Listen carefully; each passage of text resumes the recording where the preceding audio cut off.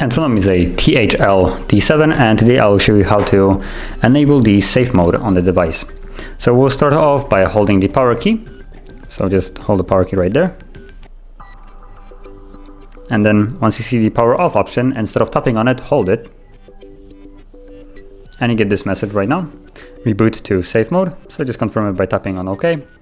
And let the device reboot itself. Now once it's going to be back, you will see a little message on the bottom saying safe mode, meaning that the device is indeed in safe mode. So let's wait for it to power back on.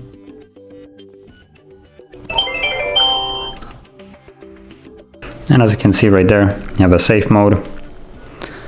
And now only the essential apps are working and everything else is basically disabled. And if you want to leave this mode as well, you can just basically follow the same procedure as holding power key, and now instead of holding the power off, you're just gonna tap on restart and confirm it, and once the phone is back on, it will be out of the safe mode.